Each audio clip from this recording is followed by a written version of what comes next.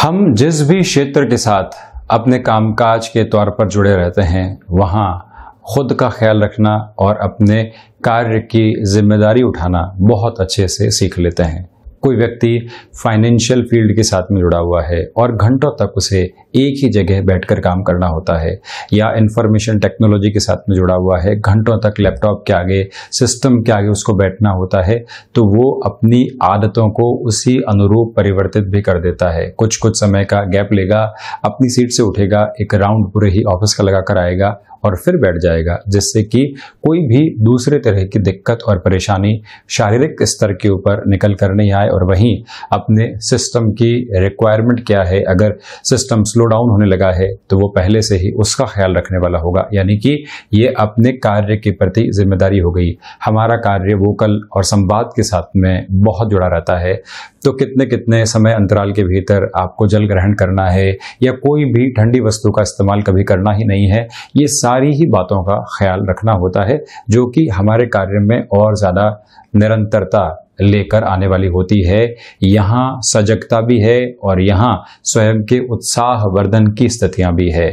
तो जब भी हम मासिक राशिफल की चर्चा करते हैं, यहाँ पर भी यही प्रयास रहता है कि इस नवग्रही व्यवस्था और 12 भावों के माध्यम से ये समझने का प्रयास किया जाए कि किस तरह के परिवर्तन जीवन के भीतर सामने आ सकते हैं, जिसको आत्मसात करके हम और बेहतरी की ओर खुद को गतिमान कर सकते हैं।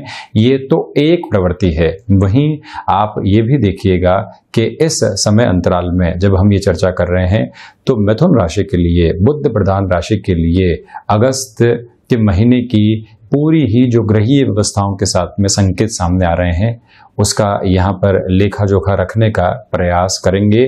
तो सबसे पहले हम यहाँ शुरुआत कर रहे हैं ग्रहीय व्यवस्था के अध्ययन के साथ में कि किस तरह के परिवर्तन सामने हैं, और फिर प्रत्येक क्षेत्रवार क्रम के साथ में जुड़ी हुई स्थितियाँ आप देखेंगे कि जहां 3 नंबर लिखा हुआ है मिथुन राशि स्थान, बुध प्रधान राशि स्थान, यहाँ पर चंद्रमा प्रतीकात्मक तौर पर दिखाए गए हैं। इसके पीछे 2 वजह है कि हमारे द्वारा प्रस्तुत ये राशिफल आपकी चंद्र राशि के ऊपर आधारित है और चंद्रमा की गति को बारंबार परिवर्तित करके 1 से 31 अगस्त के मध्य दिखाना संभव नहीं। यही वजह कि चंद्रमा प्रतीकात्मक तौर पर यहीं विराजमान, तो वहीं पर राहु अपनी उच्चस्थ स्थितियों के साथ में 23 सितंबर 2020 तक चलायमान रहेंगे। मेरा आपसे नम्र निवेदन है कि जब मैं प्रथम भाव की चर्चा करूं तो आप गौर कीजिएगा कि किस किस क्षेत्र में हमको ज्यादा सजग रहकर चलने की आवश्यकता होगी। वजह है जब भी राहु परिवर्तनशीलता की ओर अग्रसर होते हैं और बिल्कुल राशि संचरण के थ्रेशोल्ड के ऊपर हों, तो वहां जिस भाव में विराजमान होते हैं कई तरह की रिएक्टिव अप्रोच को देकर जाने वाले होते हैं। शनिदेव की तरह जब भी अपना राशि परिवर्तन करते हैं तो शनिदेव आप देखिए कि जाते जाते पॉजिटिव इम्पैक्ट की ओर व्यक्ति को लेकर जाते हैं, तो राहु गफलतों के साथ में शुमार करने वाले हो जाते हैं। वहीं शुक्र भी यहाँ इस पूरे ही महीने के अंतराल में बुध के राशि स्थान में ही विराजित रहेंगे। एक तरह से पंचमेश और द्वादशेश की स्थितियां यहाँ राशि स्थान में राहु के साथ में रहने वाली होगी। सेकंड हाउस में बुधादित्य योग बना हुआ है। 16 अगस्त तक सूर्यदेव कर्क राशि स्थान में ही विराजमान और उसके बाद पराक्रम स्थान में विराजमान हो जाएंगे 16 अगस्त के बाद से ही स्वराशि स्थान में। तो वहीं जो बुध की स्थितियां आप देख रहे हैं, 17 अगस्त को बुध भी यहाँ पराक्रम भाव में ही विराजित हो जाएंगे। और वस्तुतः आप देखेंगे कि जो राशि स्थान और चतुर्थ भाव के अधिपति बुध हैं वो 17 दिनों के लिए यहाँ सेकंड हाउस में, तो उसके बाद में थर्ड हाउस में प्रवेश करेंगे। दोनों ही इफेक्ट को हम यहाँ पर रखने का प्रयास निरंतरता के साथ करेंगे। तो वहीं सप्तम भाव में आप देखिए कि हंस योग बना हुआ है बृहस्पति की वजह से, किंतु बृहस्पति वक्रगत भी चल रहे हैं। केतु भी यहीं विराजमान 23 सितंबर को ये भी अपनी पोजीशंस को परिवर्तित कर जाएंगे। तो उसके पहले के अंतराल में ध्वज नामक योग भी यहाँ तृतीय केंद्र में बना रहेगा। अष्टम भाव में शनिदेव वक्रगत होकर विराजमान है, ये भी एक स्पेसिफिक क्लैरिटी यहाँ पर दिखाई दे रही है। तो मंगल की जो पोजीशन है वो दशम भाव में बनी रहेगी 16 अगस्त तक, और उसके बाद में मंगल एकादश में स्वराशि स्थान में प्रवेश कर जाएंगे, जहां से धन भाव को देखने वाले होंगे, जहां से पंचम को देखने वाले होंगे, जहां से स्वराशि स्थान को भी देखने वाले होंगे। तो इनका जो दृष्टि निक्षेपण है ये भी प्रमुखता के साथ में कुछ संकेतों को सामने लेकर आने वाला रहेगा। शुरुआत करते हैं हम यहाँ पर राशि स्थान की पोजीशंस के साथ में। सर्वप्रथम आप यहाँ पर इस बात पर गौर कीजिएगा कि राहु कंफ्यूजन्स की कुछ पोजीशन को आपके लिए बढ़ाने का कार्य यहाँ विराजित होकर कर सकते हैं। इसका अर्थ क्या है? सबसे पहले तो जब राहु राशि स्थान में विराजमान थे तब से ही कुछ कंफ्यूजन्स दे रखे थे। अब आप लंबे समय से किसी निर्णय की ओर नहीं जा पा रहे हैं और लग रहा है कि हमको अब तो निर्णय ले ही लेना चाहिए, व्यापार में वृद्धि करनी है, व्यापार को परिवर्तित करना है। एक और आपको शनिदेव की ढैया का अंतराल चल रहा है।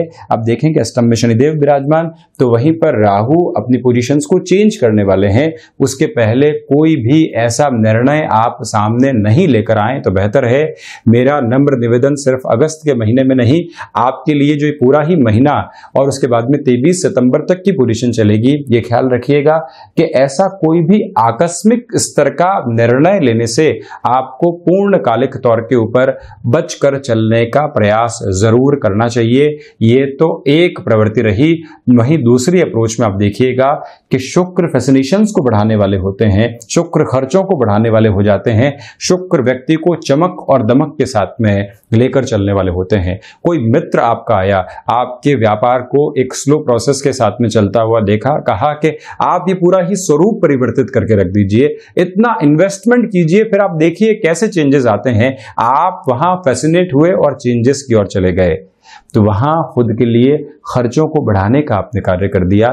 मेरा निवेदन कि ऐसी पोजीशन से बचें। वहीं नौकरी पेशा जीवन में भी कोई ल्यूक्रेटिव ऑफर आ रहा है, कोई नई कंपनी शुरू हुई, आपके वक्त को और आपकी पोजीशंस को, आपके अनुभव को देखते हुए उन्होंने कहा कि आप हमारे साथ में जुड़िए, किंतु वहीं आप थोड़ा सा रोकते हैं और निर्णय बाद में लेते हैं, तो ज़्यादा बेहतरी यहाँ आपके लिए बनी रहेगी। इसको स्पष्ट स्तर पर खुद के लिए मानकर चलिएगा आप। तो वहीं सेकंड हाउस की अगर मैं चर्चा करूं तो आप देखें कि यहाँ बुधादित्य योग बना रहेगा। इसी वजह से जो एग्जिस्टिंग बेस के ऊपर वर्क चल रहा है वहाँ आपके लिए एक सिस्टमेटिक एंड मीडियम प्रोसेस की जो प्रोग्रेस होती है, यानी कि मध्यम दर्जे की जो प्रगति होती है वो बनी रहेगी।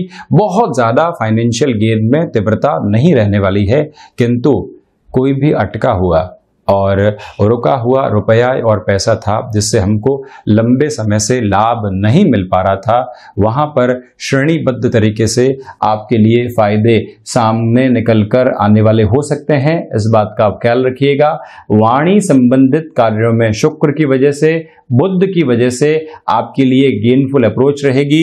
मार्केटिंग संबंधी कार्य, और वहीं पर आप देखें कि जो एक तरह से रेडियो जॉकी या फिर एंकर के साथ में जुड़े हुए कोई भी कार्य होते हैं, ऑनलाइन एजुकेशन के साथ में आप जुड़े हुए हैं, जहां शब्दों के प्रवाह के साथ में आपकी शैली बहुत ज्यादा महत्वपूर्ण होती है, ऐसी सारी ही जगह कन्विंसिंग पावर आपके लिए बनी रहेगी।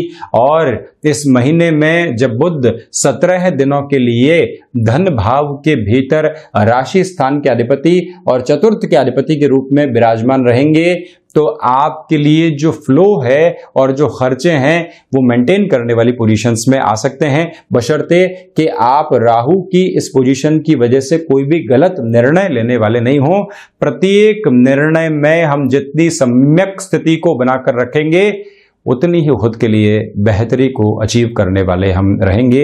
ये बात आप नोट करके चलिएगा। कुटुंबी जनों के साथ में कहीं पर भी संबंध बिगड़ने वाले नहीं हो, इस बात को भी मन मस्तिष्क में स्पष्ट रखें। सूर्यदेव कई बार व्यक्ति को एक तरह से अपने पुत्र की ही तरह जजमेंटल पोजीशन की ओर लेकर जाते हैं। शनिदेव महान्यायाधिपति हैं, किंतु सूर्यदेव उन्हीं के पिता हैं, और कई बार अधिकार के साथ में बात रखना भी लोगों को ऐसा लगने लगता है कि आप उनको कोई निर्णय सुना रहे हैं, उससे बचिएगा।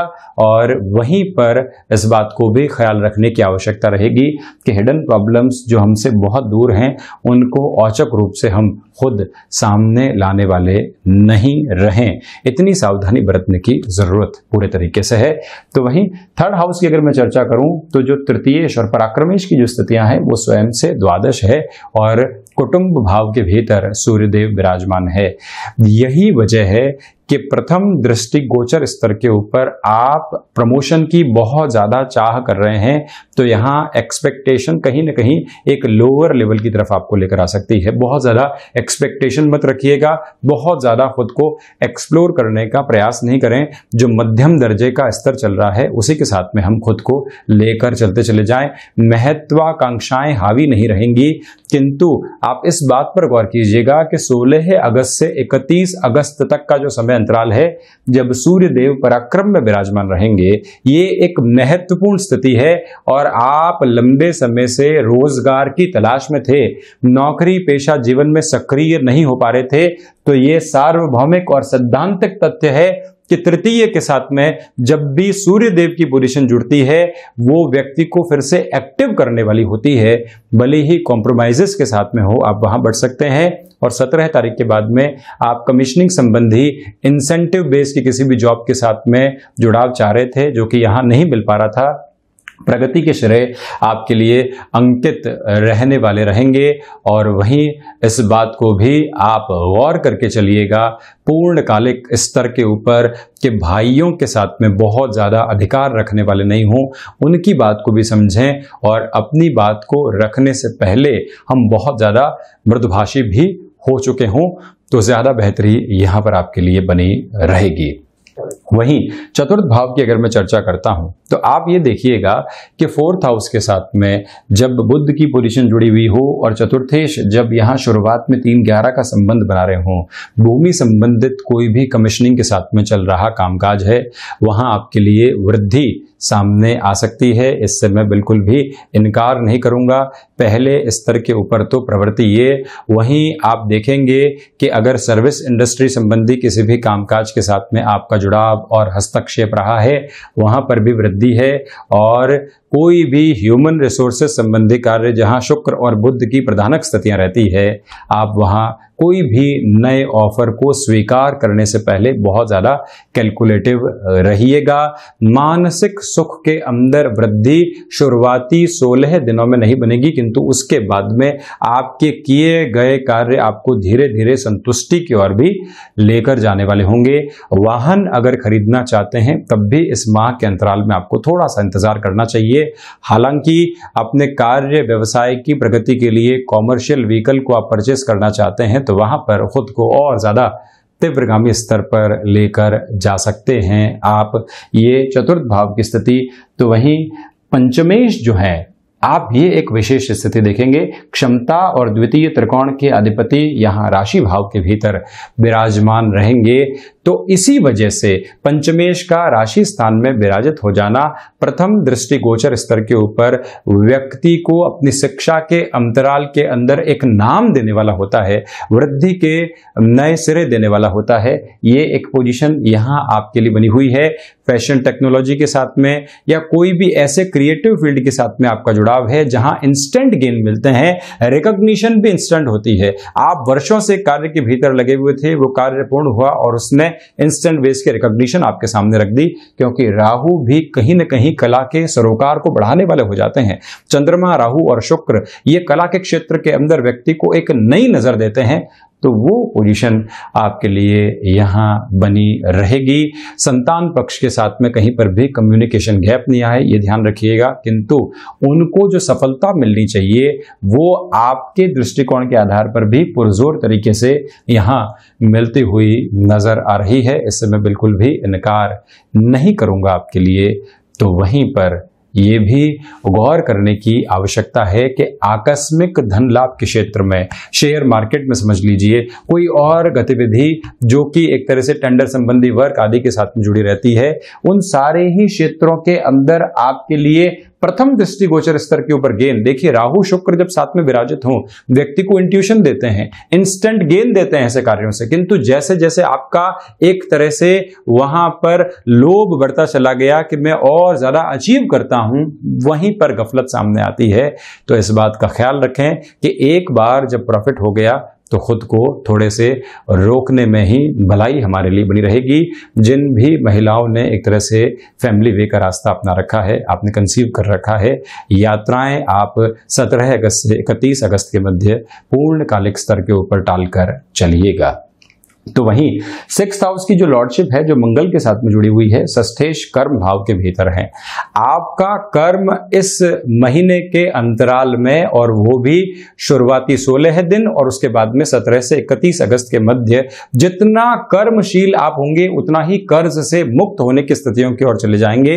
कई बार व्यक्ति कर्म करता है, कई बार व्यक्ति रास्ता खोजने का प्रयास अपनी ऊर्जा, मेहनत, महत्वाकांक्षा के साथ में करता है, किंतु परिणाम नहीं आते। यहां षष्ठेश की प्रवृत्ति जो बृहस्पति के राशि स्थान के साथ में जुड़ी हुई है, क्षमता के साथ में 16 दिन के लिए इनका दृष्टि निक्षेपण जो कि 8वां संबंध है वो बना रहेगा।